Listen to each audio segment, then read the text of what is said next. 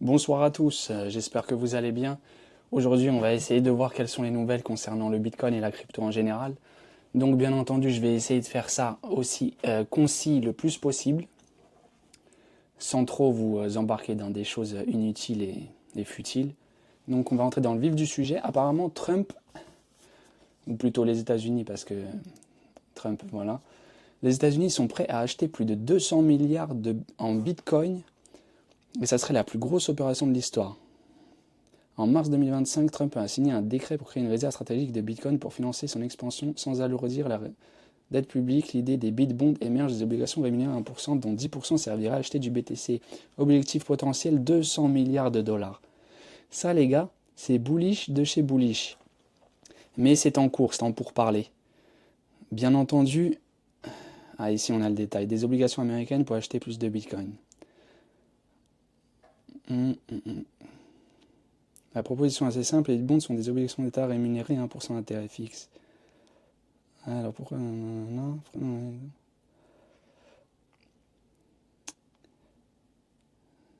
Ah ouais, j'avais pas vu, mais cette réserve devrait comprendre au moins 100 000 BTC sur une valeur d'environ 8 milliards 300 millions de dollars. Ça, les gars, c'est vraiment bullish, hein, mais c'est pas encore acté. C'est en pourparlers. Apparemment, ils sont en train de prévoir ça. Mais franchement, c'est très très bullish. Et quand on voit le prix du BTC, ben, vous allez me dire oui, mais le BTC il monte pas, il fait tout le contraire et tout. Mais oui, mais comme je vous ai dit, le plus important de toute façon, c'est que on va jouer sur la durée. Nous, on est là pour faire de l'argent. Bien sûr, ceux qui veulent holder, ils hold, mais ceux qui veulent chercher les opportunités et ceux qui veulent faire du market making, il n'y a pas de problème. C'est ce qu'il faut faire. Là, pour l'instant, il n'y a pas de point d'entrée, on touche à rien. Mais quand on regarde, là, c'est le Nasdaq. Parce que aussi, il y a le Nasdaq, le S&P 500 qui ont très mal réagi aux annonces de Trump aujourd'hui, on va en parler après. Mais comme je vous ai dit hier, on est toujours dans là on est dans un drapeau bearish. Là ici on ne le voit pas, mais là on le voit très bien. Regardez les lignes. Cette ligne-là et cette ligne-là forment un drapeau. Donc on peut rester là-dedans, hein. Le Bitcoin il réagit très bien, hein. J'ai aucune inquiétude concernant son avenir, hein. Vraiment, on est toujours dans un drapeau. On est dans un drapeau bearish. Actuellement on est à 82 000. Il y a 2 jours, ou hier il était à... Attendez, hier il était à 87 il me semble.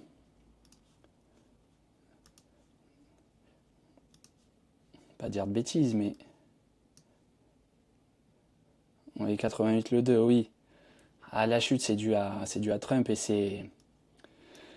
et ses déclarations concernant les taxes douanières, c'est tout, hein. Qu'est-ce que vous voulez que je vous dise? Mais il n'y a aucune inquiétude concernant son avenir. Mais on va rester là, on peut faire... Là, on a fait la 1, la 2, la 3, la 4, la 5, la 6, on peut aller jusqu'à 6 comme ça, hein. On peut rester dans ce drapeau pendant assez longtemps. Mais dans tous les cas, on va repartir à la hausse à un moment donné. Et là, il faudra se positionner, justement. Ceux qui veulent se positionner, ils peuvent déjà se positionner, hein. Mais après, ça à vos risques et périls. Si vous vous positionnez maintenant, vous jouez le rebond jusqu'au 90K. Parce qu'après, il y aura une résistance. Mais ça, je parle pour les traders. Mais dans tous les cas, ceux qui hold et qui achètent en DCA, eh ben, qui patientent. Et ceux qui font du market timing, qui patientent pas, qui cherchent les meilleures opportunités pour entrer dedans. Je vais vous parler de ça aussi, le Bitcoin Fear and Greed Index. C'est l'indice de la peur. Donc comme vous pouvez le voir ici, on a tout l'historique depuis 2018. Voilà, les gens ont paniqué ici. Par exemple, je prends 2021, orange, rouge, grosse panique, rebond. Orange, rebond, rouge, rebond. Dès qu'on est dans le rouge, il y a une très très très très grosse panique. Il y a beaucoup de gens qui commencent à vendre et il y a un rebond juste après. Bien entendu, ici, on ne va pas le prendre en considération parce que ici, encore une fois, c'est le hack qui était imprévu de FTX. Mais sinon, le rebond, on peut le voir, hein. Il a eu lieu juste après qu'on ait été dans le rouge plutôt. Et là, on n'a pas encore été dans le rouge, hein. Il n'y a pas assez de peur sur le marché. Il va falloir qu'on fasse peur aux gens. Donc on pourrait descendre. Je ne vais pas prendre ce graphe, mais si on descend, il y a un très gros support ici, les gars, à 67 789. J'espère qu'on ne va pas descendre jusqu'à là. Dans tous les cas, il faut se positionner ici, entre 78 et 67. Donc pour les gens qui veulent long, qu'ils achètent ici. Et pour les gens qui veulent mettre un gros billet, bah, qu'ils attendent et qu'ils achètent ici. Et pour le reste, vous allez me dire, oui, mais si j'attends ici et ça n'arrive pas, eh ben, vaut mieux acheter maintenant. Oui, mais tu vas pas mettre une grosse position maintenant. Tu nous fais tu divises en deux. Tu nous fais un 50% là et un 50% ici dans cette zone. C'est à toi de voir. Mais il est très très haussier. Le BTC est haussier, vraiment. Même avec les... Comment? Même avec les mauvaises déclarations de Trump aujourd'hui concernant les taxes douanières, le BTC il est toujours haussier, les gars. Il a quand même dit qu'apparemment à partir du 5 avril, il y aurait une taxe universelle de 10% sur toutes les importations étrangères. Et une surtaxe supplémentaire seront imposées à des dizaines de pays que Trump accuse d'avoir triché avec l'Amérique. Et apparemment, il les a sortis aujourd'hui sur un tableau. J'ai pas vu le direct, mais il avait un tableau dans les mains. Et sur chaque ligne, il y avait chaque pays avec le pourcentage indiqué à droite. C'est vraiment ouf. Et la Chine, elle est particulièrement visée. Les importations chinoises seront frappées de tarifs dépassant les 50% apparemment. Et l'Europe aussi sera à 20%. Sera imposée à 20%, à hauteur de 20%. Mais c'est normal, il est en train de faire un grand nettoyage, il fait un grand ménage. Et on peut pas continuer à toujours être en hausse continuellement. Le Nasdaq, il est en hausse depuis un certain temps. Depuis combien de temps? Le S&P, c'est pareil. À un moment donné, il faut une correction. Et c'est une putain d'opportunité. Désolé, mais c'est une putain d'opportunité ce qui se passe actuellement. Moi, j'aime ça. Je l'attendais, j'aime bien ça. On a eu cette opportunité en 2022.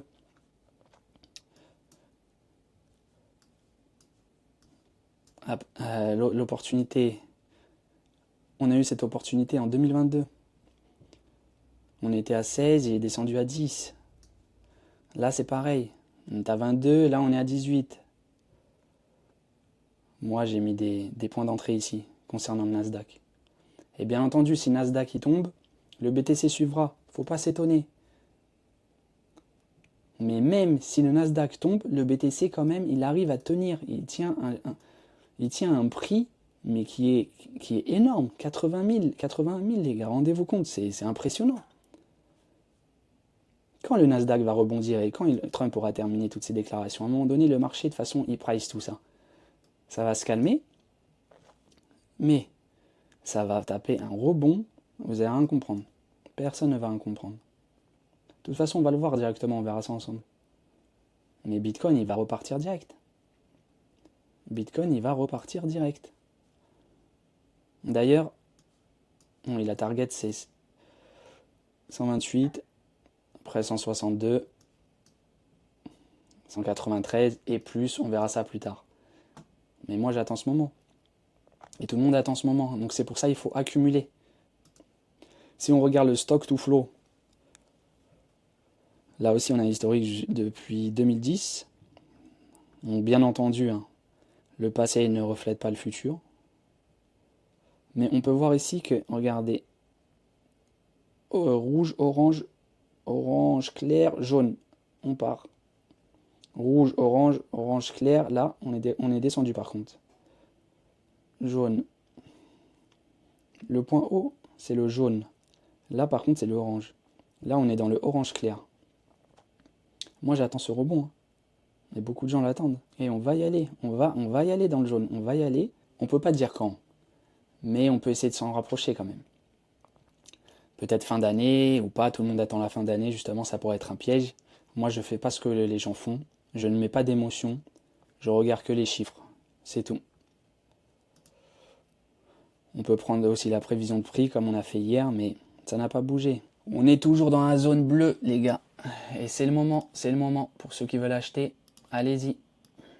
On est bon ici, on est très bon. Regardez bien. Ce qui pourrait, fin d'année, on va prendre à partir de novembre, ça nous donnerait un prix au minimum, si on prend la ligne jaune, à 219 000 minimum jusqu'à 300. Décembre, 227 jusqu'à 308. Après, bien sûr, il peut y avoir une bougie qui sort de nulle part et qui nous ramène à 390, 400. Mais 400, moi, j'y crois pas trop. J'y crois même pas du tout. Mais on verra bien. Mais là, ceux qui veulent accumuler, acheter à fond du BTC. On va pas se laisser avoir par les news. Donc voilà les gars, c'était une petite mise à jour aujourd'hui. Donc demain, nouvelle vidéo. On va voir quelles seront les nouvelles encore, parce qu'avec Trumpy, il y a toujours des nouvelles au dernier moment. Il change d'avis comme de chemise. Mais pour le moment, pas d'inquiétude. Sur ce, accumulez.